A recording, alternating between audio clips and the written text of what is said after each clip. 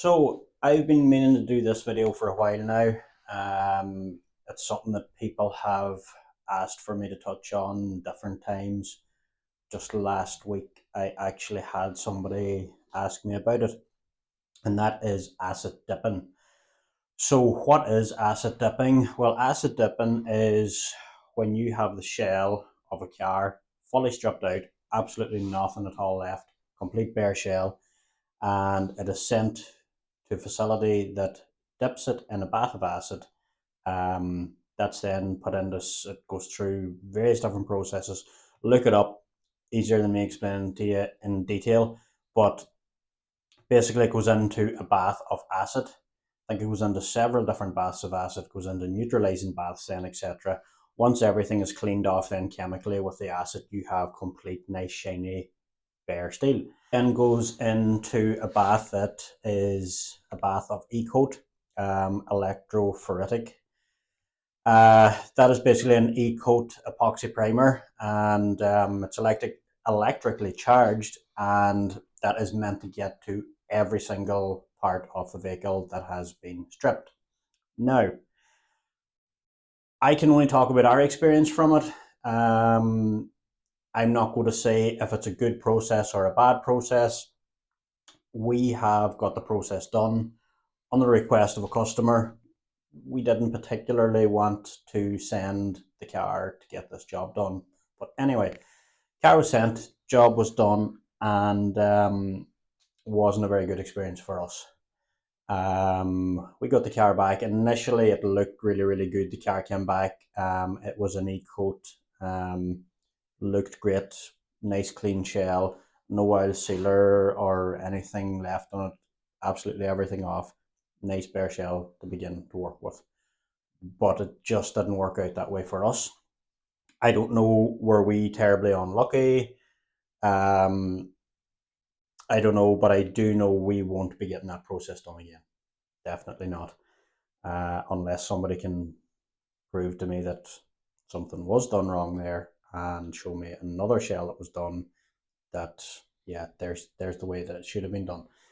Anyway, car came back. We inspected the car. We looked at it with the inspection camera inside the cavity, sill sections, chassis sections, etc. And we very quickly realised that this process did not work out good for us. I'll add in a picture here of a sill section that was done, and you can see how bad the coverage is in it. You can see there's one part there that's it's just bare steel. I'll add in another picture here that is there's like a load of crap, like old sealer and that never really made it out. There's other bits of it that actually began to rust under the E-coat. Don't actually have a picture of that. But and then to add insult to injury, some of the panels that we sent away came back damaged, and like that was a disaster because this car in particular is very hard to get panels for. We sent the car away a bare shell, but I hung all the panels on it before it was sent away. Cable tied the doors closed, etc. Put the bonnet and boot lid on the car. Thought, right, that's great now. The lads over there doing it because it was sent to the UK to get done. The lads over there doing it, they'll see the way that this was all put together, and when they take it off, they can put back on the same way. No. When we got the shell back, all of the panels, the doors, and everything were inside the car, stacked on top of each other. I'll add a picture here of what the panels were like when they came back, and that that was a disaster. We couldn't get other panels for the car, so we had to fix them as best we could. There was an awful lot of extra time added into this project because of that happening. Shouldn't have happened, but look, them things happen. So that's our experience with acid dipping. As I said before, maybe we were unlucky. Maybe it's just the way it worked out for us, but I do know that we will continue in the future to do it the way that we always done it before. Strip out the car, strip off the sealer underneath by hand. Yeah, it's a horrible job to do, but is what it is. Get it media blasted and continue on from there, because That's what we've always done, and it's working out fine for us, and that's what we will continue to do in the future. So, as I said, that's our experience with asset dipping.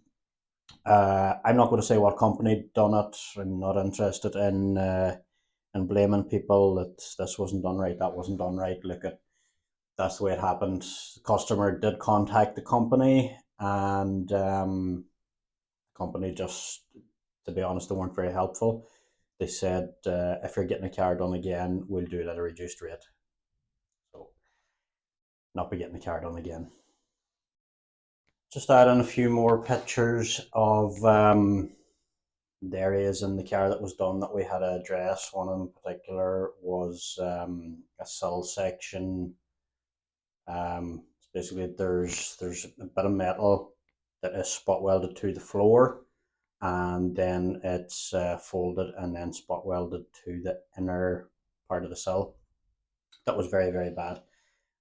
Loads of places like that. There was other places anywhere that metal was overlapped.